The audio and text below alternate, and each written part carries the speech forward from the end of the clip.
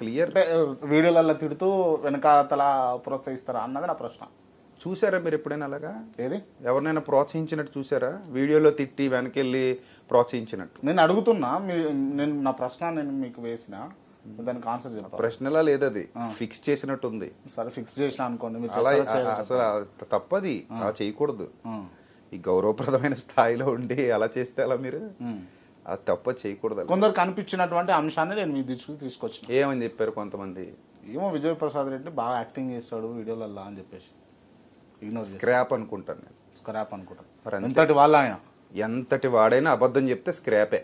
మీ క్రిస్టియానిటీలో ఉన్న ఎవడైనా అబద్ధం చెప్తే స్క్రాపే. నిజం నిర్భయంగా మాట్లాడాలి, ప్రూఫ్ తో మాట్లాడాలి. అంటే విజయప్రసాద్ రెడ్డి ఓన్లీ నిజాలే మాట్లాడతాడా? అండ్ నేను అబద్ధం చెప్తే ఏ అబద్ధం చెప్పాడో చెప్పమని అడుగుతున్నాను కదా. పబ్లిక్ ప్లాట్ఫామ్ ఇది. చెప్పండి అబద్ధం ఏం చెప్పాము. నేను ఎదురుగా ఏది మాట్లాడుతున్నానో వెనకాల అదే మాట్లాడతా. మొన్న రంజిత్ తోఫీర్ గారి గురించి మాట్లాడిన వీడియోలో కూడా అదే చెప్పా. మీరు హైదరాబాద్లో నన్ను కలిశారు, ఆ రోజు మీరు ఏం మాట్లాడారు, ఇప్పుడు ఏం మాట్లాడుతున్నారు, నేను ఆ రోజు మీతో ఏది మాట్లాడాను ఇప్పుడు అదే మాట్లాడుతున్నా అని చెప్పాను. Okay right. బైబిల్ గొప్పదా, ఖురాన్ గొప్పదా, భగవద్గీత గొప్పదా అంటే విజయప్రసాద్ రెడ్డి ఏం చెప్తారు? మీ నాన్నగారు గొప్పడా మా నాన్నగారు గొప్పడా అంటే మీరేం చెప్తారు? ఎవరు? మీరు. నేను మిమ్మల్ని ప్రశ్న ఇచ్చిన ప్రశ్న సమాధానం కాదు. నేను అదే చెప్తాను, ఇందులోనే సమాధానం ఉంది. ప్రశ్నకు ప్రశ్న సమాధానం కాదు. మీ నాన్నగారు మీకు గొప్ప, మా నాన్నగారు నాకు గొప్ప, మీ మమ్మీ మీకు గొప్ప, మా మమ్మీ మాకు గొప్ప. హిందువులకు వాళ్ళ గ్రంథాలు గొప్పవి, మేమెవరం కాదనడానికి మీరెవరు కాదనడానికి. అలాగే ఖురాన్ అనేది ఇస్లాం వారికి గొప్పది, మనం ఎవరం కాదనడానికి. బైబిల్ క్రైస్తవులకు గొప్పది. That is the perception of devotees. వాళ్ళ పర్సెప్షన్ అలా ఉంది. You have to accept that. Right. ఇప్పుడు గల్లీలలోకి వచ్చి ఇంకొక పాయింట్ నేను చెప్తా. చెప్పండి.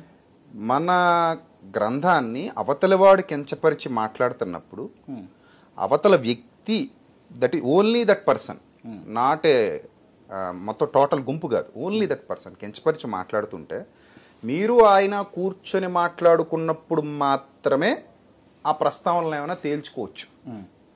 దానికి అక్కడ ఎలిజిబిలిటీ ఉంది. అంటే ఇద్దరు యొక్క ఇష్టపూర్వకమైన చర్చా వేదికలాగా. అలా కాకుండా పబ్లిక్ ప్లాట్ఫామ్ మీదకి వచ్చి వందలాది మంది కోట్లాది మంది మనోభావాలను దెబ్బతీస్తూ నీ గ్రంథం అలాగా నా గ్రంథం ఇలాగా అనడం సరైన పద్ధతి కాదు. నీ దేవుడిలాగా నా దేవుడిలాగా అనడం కూడా సరైన పద్ధతి కాదు. రైట్. గల్లీలలోకి వచ్చి మైక్ సెట్లతోటి మత ప్రచారం చేసేటటువంటి క్రైస్తవులకు ఏం చెప్తారు మీరు? అంటే మత ప్రచారం అంటే మా మతంలో చేరండి, మా మతంలో చేరండి అని ఎవడు చెప్పినా తప్పే కదా. ఎవడు చెప్పినా తప్పే మా మతంలో చేరండి అని. మళ్ళొకసారి మా మతంలో చేరండి అని ఎవడు చెప్పినా తప్పే. క్రిస్టియన్స్ చెప్పినా, హిందువులు చెప్పినా తప్పే, క్రిస్టియన్లు చెప్పినా తప్పే. క్రిస్టియన్లు చెప్పినా 100 సార్లు మీరు అడిగినా అదే ఆన్సర్ చెప్తా. క్రిస్టియన్లు మా మతంలో చేరండి అని ఎవడు చెప్పినా తప్పే. అది యాక్చువల్లీ ఇక్కడ ఏంటంటే మనం ఎవరికైనా చెబితే మంచి చెప్పాలి. ఇప్పుడు నా వీడియోలు ఉన్నాయి, మీ వీడియోలు ఉన్నాయి, మీరు నాతో ఫోన్ చేసినప్పుడు కూడా మన ఇంటర్వ్యూ ద్వారా సమాజానికి మంచి జరగాలని అన్నారా? అవునా? అంటే మీ పర్సెప్షన్ ఏంటి? మన ఇద్దరం మాట్లాడుకుని కొన్ని విషయాలు చెప్పడం ద్వారా సమాజానికి ఏం జరగాలనేది మీ ఉద్దేశం. మంచి జరగాలి. అది యాటిట్యూడ్, గుడ్ యాటిట్యూడ్ అది. ఇప్పుడు మనం ఏదైనా మాట్లాడుతున్నప్పుడు, మనం ఏదైనా చెప్తున్నప్పుడు అవతలి వాడికి మేలు చేసే విధంగా ఉండాలి. అంతేగాని నా మతంలోకి వచ్చే అంటే ఏమవుతుంది? నీ మతంలోకి వచ్చేస్తే కదా. అంటే మతంలోకి రాగానే ఇప్పుడు నాకు పెళ్ళి అయితలేదు, వెంటనే పెళ్ళి అయిపోతుంది.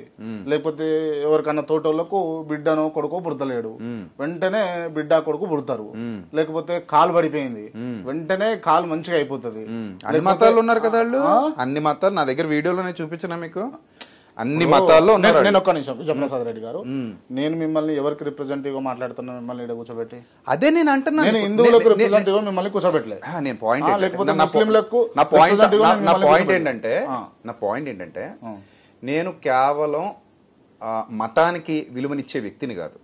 నాకు మానవత్వం అన్న, హ్యుమానిటీ అన్న చాలా ఇష్టం. నాకు యేసు ప్రభులో నచ్చింది కూడా అదే. ఆయనలో ఉన్న హ్యుమానిటీ నేను పీక్స్ చూసా, అంటే నేను నా అనుభవాల్లో. సో దానివల్ల నేను ఆయనకి అట్రాక్ట్ అయ్యా. సో అదే భావజాలం నేను ఇప్పటికీ కలిగి ఉన్నా. ఆయనలో ఉన్న ప్రేమ, ఆయనలో ఉన్నటువంటి నీతి, నిజాయితీ, యథార్థత, మనిషిని మనిషిగా చూసే తత్వం ఏదైతే ఉందో, I like him very much, I love him very much. So ఆ భావజాలాన్ని కలిగిన వ్యక్తిగా నేను అందరినీ ఒకేలా చూస్తా. ఫస్ట్ నాకు మనిషిని చూడగానే ఇతను కూడా నాలాగా ఒక మానవుడు, దేవుని స్వరూపం కలిగిన వాడు, దేవుడి పోలిక కలిగిన వాడు అనే భావజాలం నాకు మొదట కనబడుతుంది. మీరైనా ఇంకొకరైనా ఎవరైనా అంతే, మనందరం ఒకటే పరమాత్ముడి సంతానం అనేది నా భావన. సో కాబట్టి మోసం చేసేవాడు ఎక్కడున్నా వాడిని మనం ఎక్కడైనా ఖండించాలి.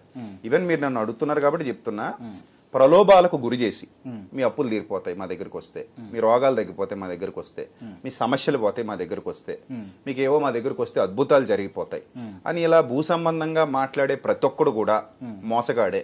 అలాంటి వాళ్ళు నమ్మొద్దని సాక్షాత్ యేసుప్రభు చెప్పారు బైబిల్లో. రైట్. ఈ గుండ్లు కొట్టించుకునే ఆచారం ఎక్కడండి క్రిస్టియానిటీలో? వాళ్ళు పెట్టుకున్నది బైబిల్లో. ఎక్కడ అలాంటి బైబిల్ ఉందా?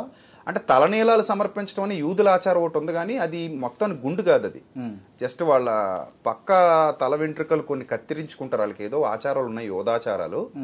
అది గుండు కొట్టించుకునేది అనేది పూర్తిగా హిందువుల ఆచారం. సో దాన్ని అడాప్ట్ చేసుకుని ఇల్లు గుండ్లు కొట్టించుకోవటం అలాంటివి చేస్తున్నారు. గౌరీపట్నం అది నేను దాన్ని ఎప్పుడో 7-8 సంవత్సరాల నుంచి ఖండిస్తున్నాను నేను. రైట్, ఇదొకటి. అండ్ ఇంకొక అంశం ఏంటంటే, నేను ఒగ్గు కథ విన్నా నేను. ఒగ్గోళ్ళు అంటే ఈ ఏమంటారు, అది గొంగడ వేసుకొని రెడ్ కలర్ తలపా కట్టుకొని డోళ్ళతోటి ఎల్లమ్మ కథ, లేకపోతే మల్లన్న కథ, లేకపోతే బీరప్ప కథ, దుర్గమ్మ కథ, ఇవి చెప్పంగా విన్నా. తద్వారా యేసయ్య కథ కూడా చెప్తా ఉన్నారు. ఎవరు విన్నారా మీరు? ఇది నాకు తెలీదు. అంటే హరికథ బుర్రకథ టైపా? సేమ్ అదే థీమ్ లా వీణ పట్టుకుని చెప్తారు. అదేనా? వీణ పట్టుకుని చిడతలు వాయించు కళాకారులు చెప్పుకుంటున్నారేమో మరి. మంచిగా చెప్తే తప్పే ఉంది, ఏదో వేలో చెప్తారు. అంటే ఓకేనా? ఈ సంస్కృతిని కాపీ చేయొచ్చు అంటారా? అది సంస్కృతి ఏముంది, అది జస్ట్ కళది. ఇప్పుడు కళాకారుడు అంటే సినిమా ఉంది, అదో కళ. అందులో ఏదైనా చూపించవచ్చు. కరుణామయుడు సినిమా తీశాడు, అన్నమయ్య సినిమా తీశాడు. సినిమా ద్వారా వాళ్ళు ఒక మంచి విషయాన్ని ప్రపంచానికి చెప్దాం అనుకుంటే ఎలాగో ఈ కళ కూడా అంతే. ప్రతిదాన్ని మనం భూతద్దంలో చూసి తప్పు పట్టడానికి ఏముంది? ఇప్పుడు దానికి ఏమైనా పేటెంట్ తీసుకున్నారండి? నాకు అర్థం కాదు. ఈ కళ ఇక్కడ పుట్టింది కాబట్టి ఇక్కడ వాళ్ళు దీనికే యూజ్ చేయాలని ఎవడో పేటెంట్ తీసుకోలేదు కదా. వరల్డ్ వైడ్ ఎన్నో మనం వాడుకోవట్లేదా? ప్రపంచీకరణ. మంచికి దేన్నైనా వాడతాం, వాడుకోవచ్చు. మరి తప్పే ఉంది. ఇప్పుడు మరి కెమెరాలన్నీ మనం కనిపెట్టుకున్నాం ఏంటి? విదేశాల వాళ్ళు కనిపెట్టినాయి కదా, మనం వాడుకుంటున్నాం. ఈ టెక్నాలజీ అంతా మనకి ఎక్కడది? విదేశాల వాళ్ళదే కదా. ప్రపంచంలో కూడా కొంచెం ఉన్నది. ఏముంది టెక్నాలజీ? ఏం లేదా మన దేశంలో? నాకే శాస్త్రవేత్త తక్కువ, కొంతమంది ఉన్నారు తప్ప ఇంత హెవీ టెక్నాలజీని మన దేశంలోంచి తీసుకొచ్చినట్టుగా. భారతదేశం అంటే గౌరవం లేదా మీకు? నాకు భారతదేశం అంటే పిచ్చి ప్రేమ. I mean India. పైపైకా లోపల ఉన్నా అంటే ప్రూవ్ చేసుకుందాం అంటే చెప్పండి, మేము ఇద్దరం ఏదైనా చేద్దాం. పోనీ ఏం చేస్తారు? మీ ఇష్టం అది. అంటే ప్రూవ్ చేయడానికి ఏమన్నా కోస్తే ఏమన్నా ఇండియన్ అని రావాలా బ్లడ్? ఐ మీన్ ఇండియన్ అంతే. ఓకే, నేను నిజాయితీగా మాట్లాడతా. భారత్ మాతాకి జై. భారత్ కి జై అంటాను. భారత్ మాతాకి జై. మాతా అంటే ఏంటి? మాతృభూమి అనేనా? అంతేనా?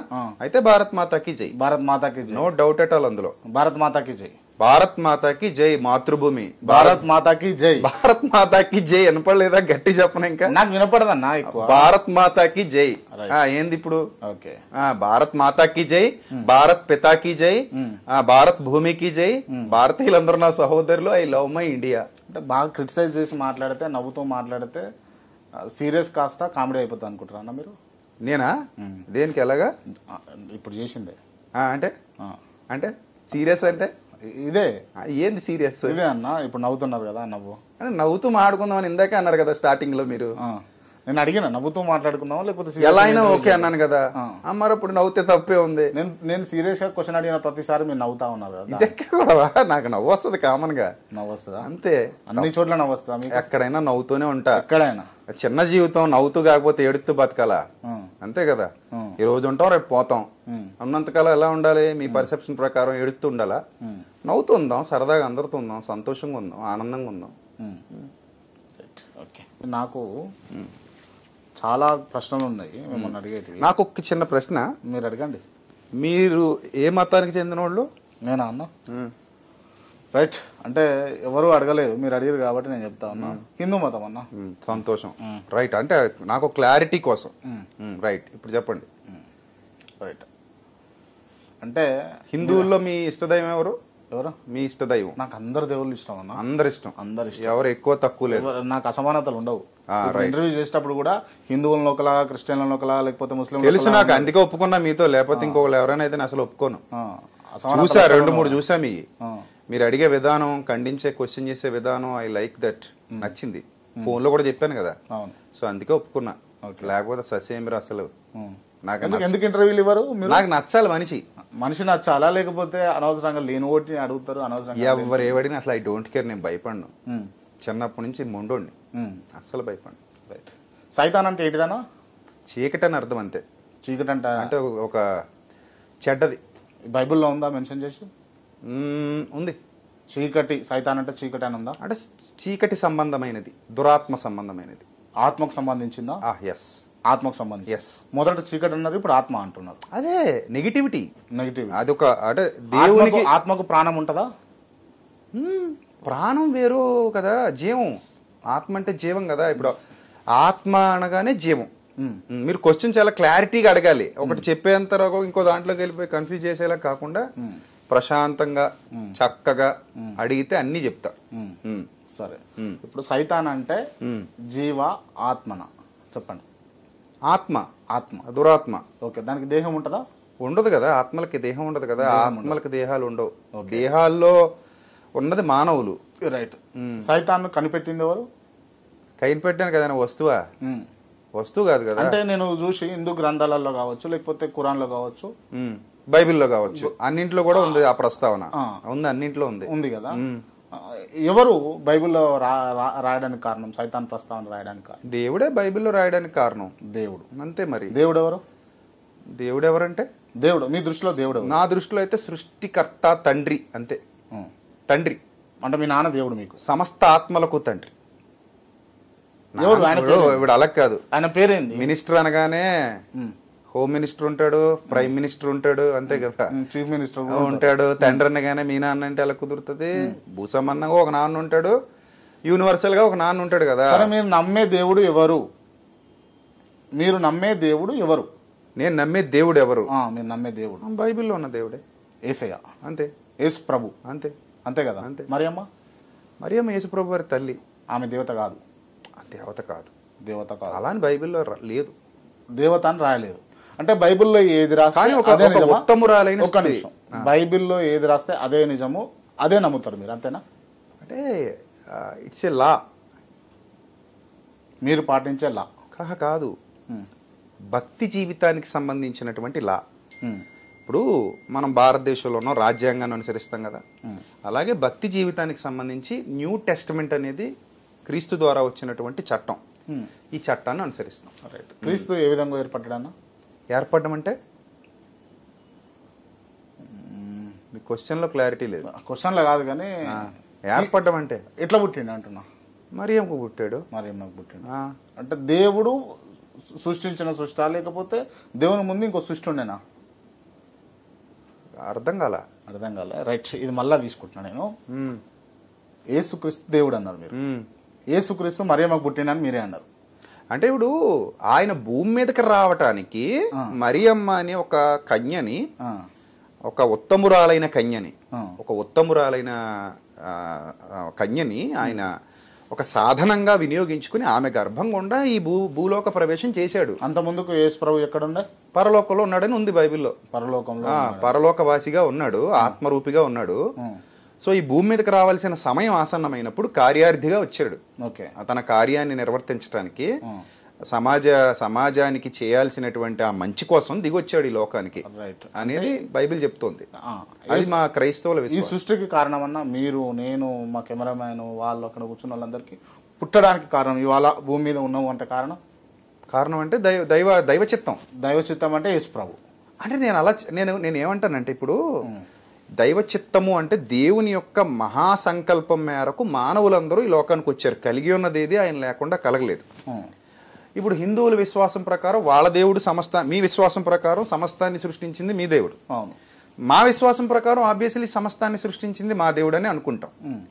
అల్లా సమస్తాన్ని సృష్టించాడని ఇస్లాం వారు అనుకుంటారు. దాంట్లో ఇంకా క్వశ్చన్ చేయడానికి ఏముంది? అంటే ఆల్రెడీ మనుషులు ఉన్న తర్వాత దేవుడు వచ్చిండు. మనుషులు ఆల్రెడీ భూమి మీద ఉన్న తర్వాత దేవుడు వచ్చిండు అని అంటారు. పని మీద వచ్చాడు అంటున్నాను. పని మీద వచ్చి ఆయన ఉన్నాడు ఆల్రెడీ, ఆయన ఆల్రెడీ ఉన్నాడు, కార్యార్థిగా వచ్చాడు. ఓకే, ఏం పని అన్నా? ఎక్కడైతే ఒక అంటే యేసుప్రభు వారి పని ఏంటన్నా, యేసుప్రభు వారి పని సత్యాన్ని స్థాపించడం. చాలా ఉన్నాయి పనులు, ఒకటి కాదు. ఓకే, ఒకటి సత్యమును గురించి సాక్ష్యం ఇవ్వడానికి, సత్యాన్ని స్థాపించాలనేది ఒకటి నిబంధన ఏర్పాటు చేయడానికి, రెండోది పాపాన్ని క్షమించడానికి, మొట్టమొదటిసారి పాప క్షమాపణ కోసం ఒకటి, పవిత్ర రక్తాన్ని చిందించడానికి, ఇంకా చాలా ఉన్నాయి బైబిల్ ప్రకారంగా. ఆయన కార్యాలు చాలా ఉన్నాయి.